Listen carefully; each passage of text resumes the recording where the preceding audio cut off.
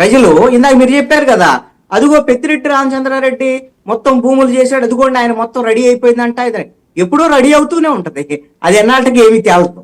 అలాగా పెద్దిరెడ్డి భూములు కుంభకోణాల మీద, అదే విధంగా మద్యం కుంభకోణాల మీద, మైన్స్ కు సంబంధించినటువంటి కుంభకోణాల మీద, అదే విధంగా ఇసుక కుంభకోణాల మీద ఒక వైట్ పేపర్స్ రిలీజ్ చేశారండి. వేల కోట్ల రూపాయల కుంభకోణాలు జగన్మోహన్ రెడ్డి దగ్గర నుంచి, జగన్మోహన్ రెడ్డి చుట్టూ ఉన్నటువంటి విజయసాయి రెడ్డి, సుబ్బారెడ్డి, ఇప్పుడు విజయసాయి రెడ్డి మిత్రుడు అయిపోయాడు. ఎలాగో ఆయన బీజేపీలో చేరతాడు రేపు మాపు. ఆయనతో అసలు సమస్య ఏం లేదు, తెలుగుదేశం పార్టీకి సమస్య లేదు, ఇంక వయసు జనసేన వాళ్ళకి అసలు ఏం సమస్య ఉంటుంది, ఏముండదు. కాబట్టి ఇలాగే ఎవరన్నా వచ్చేవాళ్ళు ఉంటే వాళ్ళకేం అభ్యంతరం లేదు, రానోళ్ళు ఉంటే వాళ్ళకి సంబంధించినటువంటి విషయంలో వచ్చేటువంటి విధంగా ఏమైనా ఒత్తిడి చేయటమా, ఇది దీంతో పాటుగా అప్పుడు కుంభకోణాలకు సంబంధించినటువంటి విషయంలో కూడా ఎందుకు కేసులు నమోదవట్లా ముందుకెళ్ళటం లేదు అని అంటే, అప్పుడు కుంభకోణాల్లో ఉన్నటువంటి వాళ్ళు పాత్రదారులు, దాని వెనకాల ఉండేటువంటి కాంట్రాక్టర్లు, వ్యవహారం, ఇవన్నీ ఇప్పుడు ఈ ప్రభుత్వంలో ఉండేటువంటి వాళ్ళకి కనెక్ట్ అయ్యారనుకోండి, కాంటాక్ట్ లోకి వచ్చారనుకోండి, ఇకేమి ఇబ్బంది లేదు. దాంతో అసలు ఆ కుంభకోణాల వ్యవహారం ఇవన్నీ కూడా ఆటోమేటిక్గా వెళ్ళిపోతుంది. వాళ్ళు జనసేనలో చేరతారా, తెలుగుదేశం పార్టీలో చేరతారా, లేదా బీజేపీలో చేరతారా, ఈ మూడిట్లో ఎక్కడ చేరినా సరే తీర్థం పుచ్చుకుంటే ఇంకా ఆటోమేటిక్ గా ఇబ్బంది లేనటువంటి పరిస్థితులు ఉన్నాయి. ఇలాంటప్పుడు ఎందుకు భయపడతారండి, నాకు అర్థం కాదు.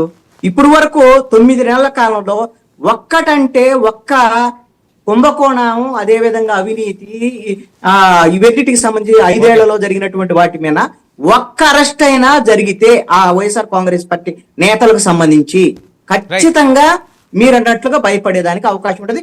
ఇవన్నీ కూడా భయపెట్టడానికి పిల్లి బిత్తిరి వ్యవహారాలు అంటారు చూసారా, అలాంటివి తప్ప ఇంకొకటి కానే కాదు. ఈ ప్రభుత్వం ఖచ్చితంగా సరైన తీరులో వెళ్తుంది. ఏంటంటే అంటే గత 5 ఏళ్లలో ఏం కుంభకోణాలు చేశారు, ఏంటి మీరు వాటాలు తీసుకున్నారు, మా వాటాల సంగతి ఏంటి అని తేల్చమని వెళ్తున్నారు. ఇంకొక పాయింట్ చెప్పి నేను ముగిస్తాను. ఇందా అంబటి రాంబాబు నాదెండ్ల మనోహర్ అన్నారు అనేటువంటి దాని మీద ఏదో అంటున్నారు కదా.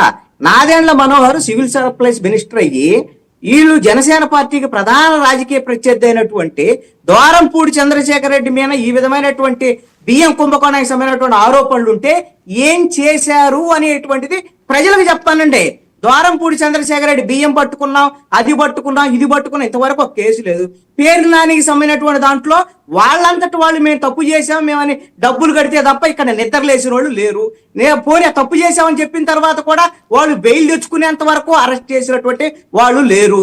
వీళ్ళని చూసి ఇంకెవరు భయపడతారని ఇవన్నీ కూడా మీరు చెప్తే ఎవరు కూడా జనం నమ్మేటువంటి పరిస్థితి లేదండి. ఇలాంటి వాటికి భయపడేటువంటి అవకాశం లేదు. ఎందుకంటే ఈ ప్రభుత్వం అలాంటి అష్యూరెన్స్ తప్పు చేసినటువంటి వాళ్ళకి, అవినీతి పరులకి ఇచ్చింది. ఎందుకు అని అంటే మా వాటాలు మాకు ఇస్తే మీకేం ఇబ్బంది లేదు అనేటువంటి సంకేతం 9 నెలల్లో ఇచ్చింది. ఓకే కృష్ణాంజలి గారు, అనేది ఏంటంటే ఓకే నేను చెప్తే భయపడతారని కాదు, జరిగిన అంశాలు మాత్రమే చెప్పే బాధ్యత ఉంది కాబట్టి అది నాదెండ్ల మనోహర్ డబ్బులు తీసుకోలేదని ఎవరు చెప్పడానికి లేదండి. ఆయన కుంభకోణాలు చేయలేదు కానీ, లేదా ఎందుకోసం ఆయన ఏం చేయకపోతే బియ్యం కుంభకోణాలు ఆగలేదు. ఇప్పటికీ కూడా రేషన్ బియ్యం నడుస్తూనే ఉన్నాయి. ఎక్కడెక్కడ పట్టుకున్నారు వీళ్ళు వచ్చిన తర్వాతే. ఇక్కడ గ్రామీణ స్థాయి నుంచి పోర్టుల వరకు వెళ్ళినటువంటి బియ్యం ఇంకా నడుస్తున్నాయి. ప్రతి నియోజకవర్గంలో నడుస్తున్నటువంటి బియ్యం ఈ కుంభకోణాల్లో అధికార పక్షానికి సంబంధించినటువంటి వాళ్ళు లేకుండా ఎలా జరిగింది? సివిల్ సప్లైస్ మినిస్టర్ తెలియకుండా ఎలా జరిగింది? ఎందుకు కుంభకోణాలు జరగట్లేదు అనుకోవచ్చు, ఎందుకు అవినీతి పట్టట్లేదు అనుకోవచ్చు.